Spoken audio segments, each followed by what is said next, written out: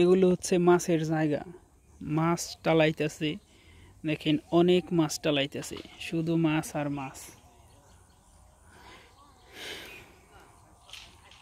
এখানে ইরিদানের জ্বালা ফালানো হবে এবং দেখেন প্রচুর মাছে টালাইতেছে, অনেক মাছ। পাশেই একটা পাগার রয়েছে, পাগারেও প্রচুর মাছ, প্রচুর টালাইতেছে মাছগুলাতে। দেখেন শুধু মাছ আর মাছ,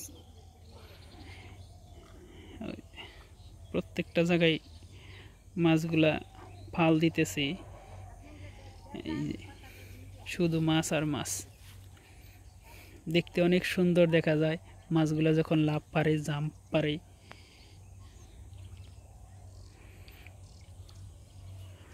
পুষ্কুনির মাছ,